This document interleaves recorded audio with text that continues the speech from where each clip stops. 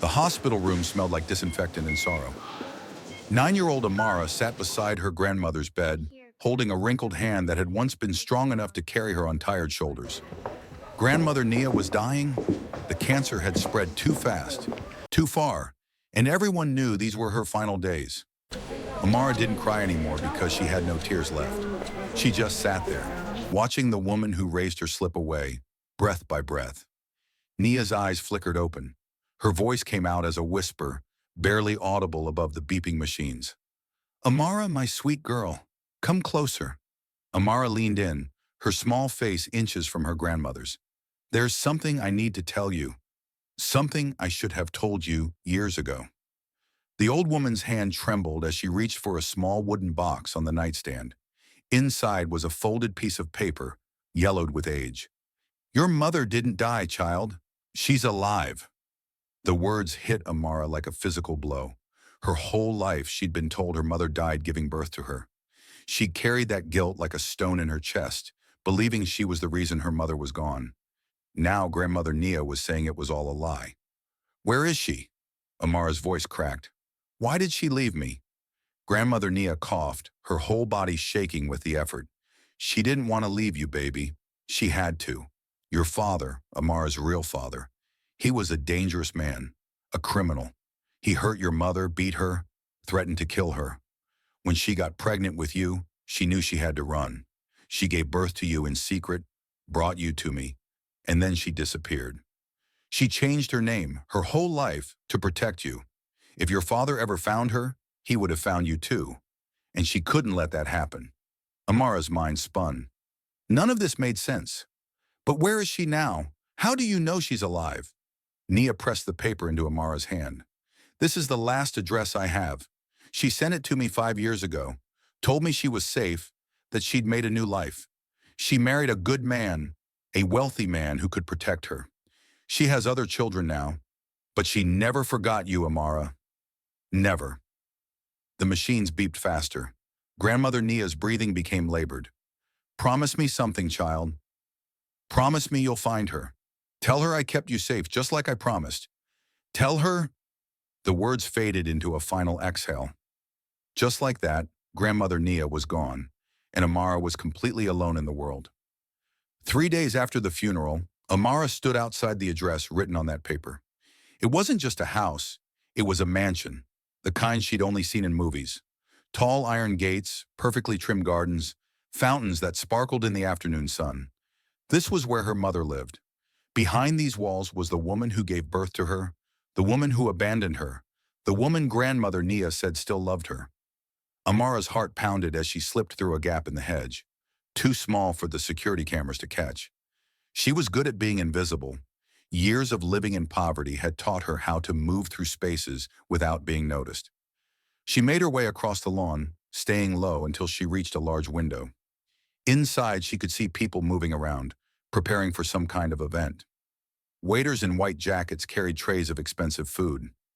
Women in beautiful dresses laughed and sipped champagne. And then she saw her, a woman with the same dark eyes Amara saw in the mirror every morning, the same high cheekbones, the same full lips. She was older than in the one photo Grandmother Nia had kept hidden, but there was no doubt. This was her mother.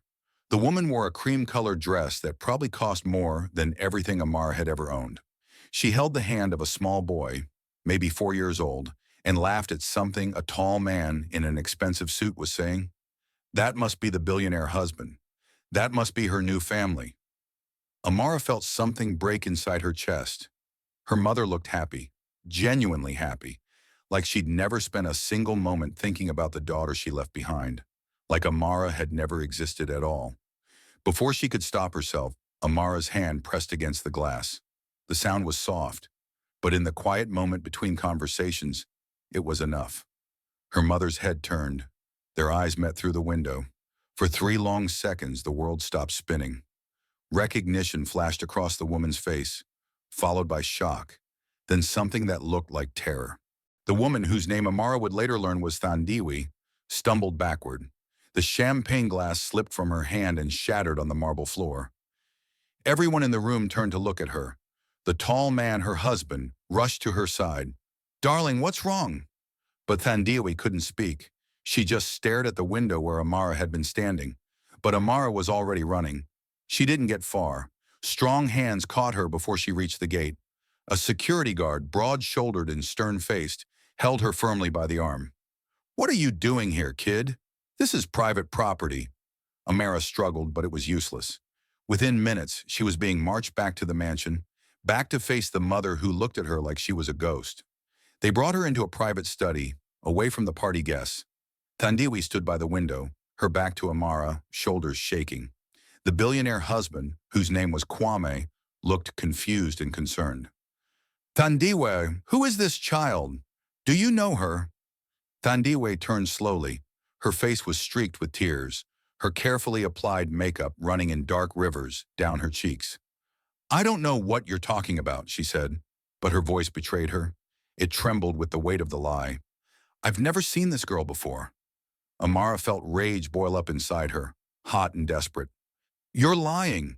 You're my mother. Grandmother Nia told me everything before she died. She told me how you ran away from my father, how you left me with her, how you built this perfect new life, and forgot all about me." The words hung in the air like broken glass. Kwame's face went pale. "Thandiwe, is this true?" But before she could answer, Amara pulled out the one thing she'd brought with her, the old photograph.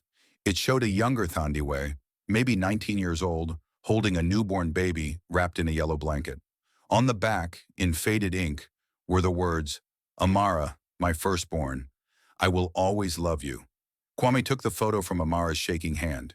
He looked at it for a long time, then at his wife. "Tell me the truth. Right now." His voice wasn't angry. It was broken.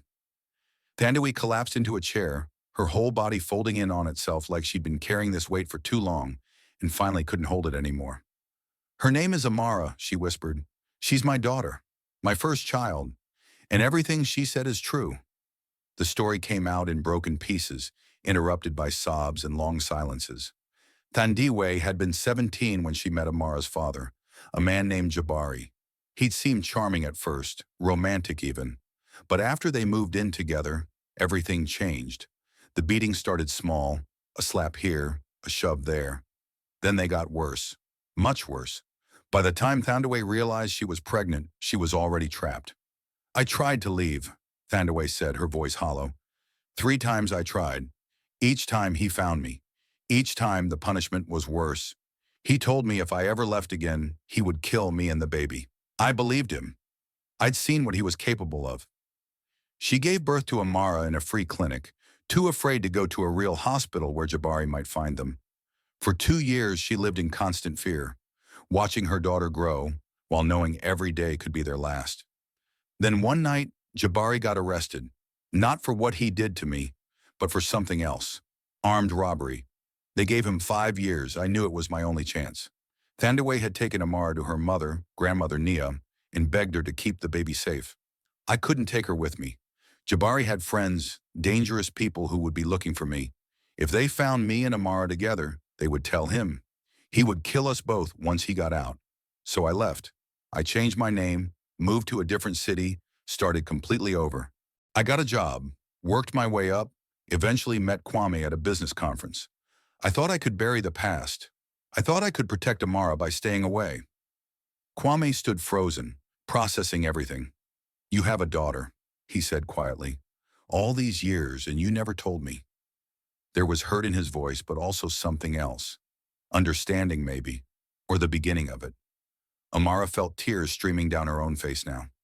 "Grandmother Nia died 3 days ago. She made me promise to find you. She said you loved me. She said you never forgot." Her voice broke.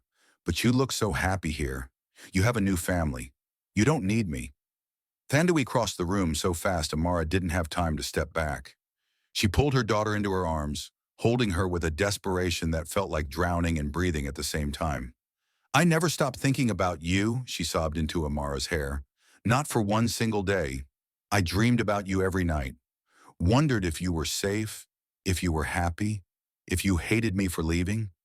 I sent money to your grandmother every month, as much as I could. I wanted to come see you so many times, but I was terrified. Jabari got out of prison 2 years ago. He's been looking for me. If he found you..." The words died in her throat as the lights suddenly went out. The whole mansion plunged into darkness.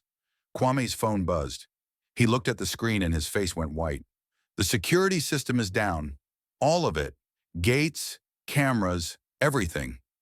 They heard the glass shatter downstairs. Then voices, rough and angry, shouting orders. Someone screamed. The party guests were running, panicking. Heavy footsteps pounded up the stairs. Thandiwe grabbed Amara's hand, her grip so tight it hurt. "He found us," she whispered. "Oh God, he found us." Kwame moved quickly, pushing them both toward a hidden panel in the wall. "There's a safe room. Get in. Now!" But before they could move, the study door exploded inward. 3 men rushed in, and behind them, moving slowly like he had all the time in the world, was Jabari. He looked older than in the picture Amara had seen once, hidden in grandmother Nia's things. His face was harder, scarred, his eyes empty of anything resembling humanity. When he saw Thandiwe, he smiled. It was the cruelest smile Amara had ever seen. "Hello, baby. Did you miss me?" Thandiwe stepped in front of Amara, shielding her with her own body. "Leave her alone, Jabari. This has nothing to do with her." But Jabari's eyes had already found Amara. "That's my daughter, isn't it? She looks just like you did when you were young. I always wondered what happened to her. Turns out old Nia kept her mouth shut all these years. Guess she won't be talking anymore, though." He laughed. "Heart attack at her age isn't suspicious at all." The room went cold. "You killed her," Amara heard herself say. "You killed grandmother Nia." The pieces fell into place. The sudden heart attack. The way the doctors had seemed confused because Nia's heart had been strong just days before. "You murdered her," Jabari shrugged. "She was a loose end. Just like you're all loose ends now. See, I've built up quite a life for myself since prison. Got connections, money, respect. Can't have my past walking around, can I? Especially not a past that includes domestic violence charges." He looked at Kwame. "And you, rich man, I did my research.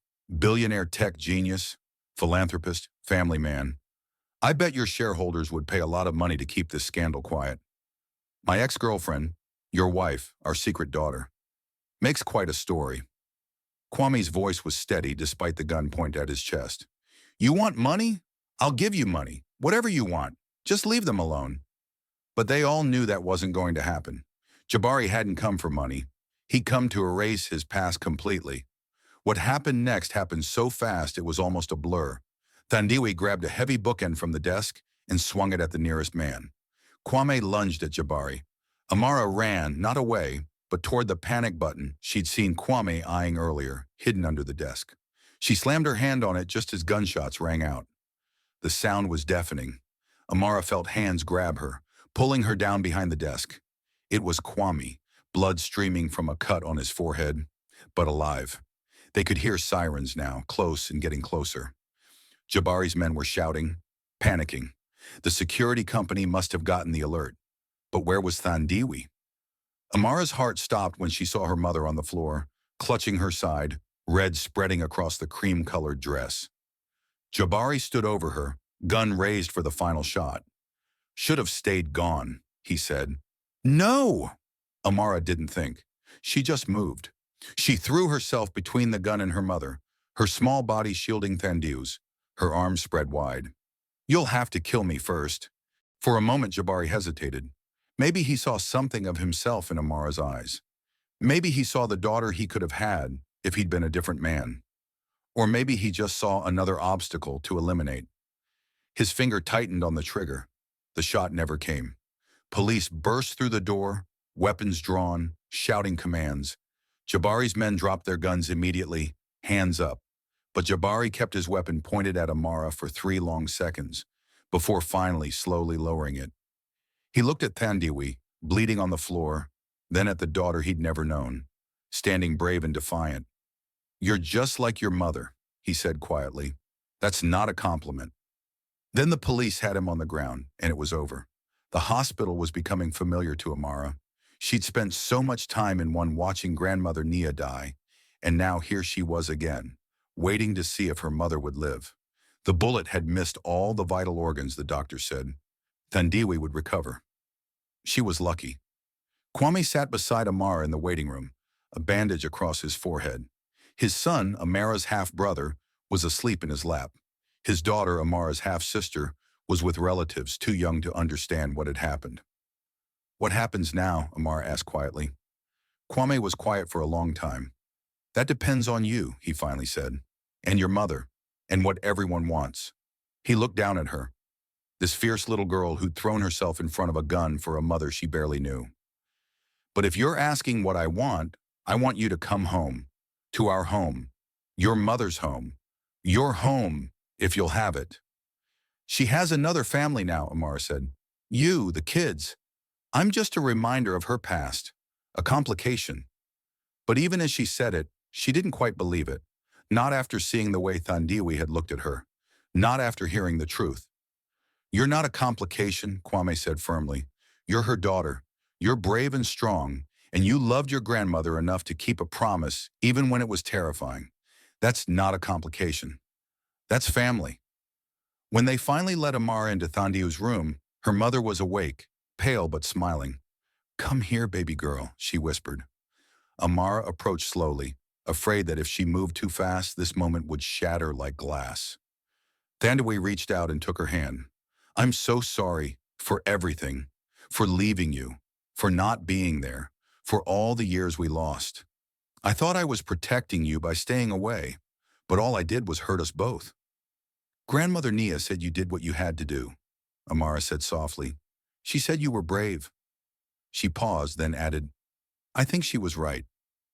Thandiwe pulled Amara into a careful hug, mindful of her injuries. "I don't deserve your forgiveness, but I'm going to spend the rest of my life trying to earn it. If you'll let me, if you'll give me a chance to be your mother, really be your mother, I promise I'll never leave you again." Amara felt something shift inside her chest, like a locked door finally opening. "I'd like that," she whispered, and for the first time in 9 years she felt something she'd never felt before. She felt like she had a mother. 6 months later, Amara stood in front of a mirror in a bedroom that was hers. Actually, hers. The walls were painted her favorite color, purple. Her books lined the shelves. Her clothes hung in the closet. This was home now. Thandiwe came in, moving a little stiffly still from the injury, but smiling. "Ready for the ceremony?" Today they were dedicating a memorial garden to Grandmother Nia. Kwame had paid for everything, a beautiful space filled with flowers and a bronze plaque with Nia's name. "She kept you safe," he'd said when he proposed the idea. "She deserves to be remembered." At the ceremony, Amara read a letter she'd written. Her voice was strong and clear. "My grandmother taught me that love isn't always loud. Sometimes it's quiet. Sometimes it's a tired woman working 3 jobs to put food on the table. Sometimes it's keeping secrets to protect someone.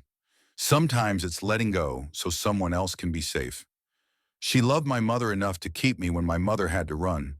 She loved me enough to send me to find my mother before she died. That's the strongest kind of love there is." Thandiwe stood beside her, tears streaming down her face, holding the hands of both her daughters now. Amara and her little sister Zoya had become close, sisters discovering each other. Her brother Kofi called her Mara and followed her everywhere. This was her family, all of them, the one she was born into and the one she found.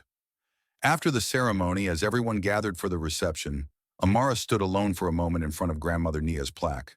"I kept my promise," she whispered. "I found her, and she found me too. We're going to be okay, Grandmother. All of us. Thank you for keeping me safe. Thank you for everything." The wind rustled through the flowers, and for just a moment, Amara could have sworn she felt a gentle hand on her shoulder, a familiar touch, a grandmother's blessing. Then Thandiwe called her name, and Amara turned toward her mother, toward her family, toward the future that had once seemed impossible. She'd found her mother's photo in a billionaire's room, and it had changed everything. But more than that, she'd found her mother. She'd found the truth. She'd found courage she didn't know she had. And most importantly, she'd found her way home.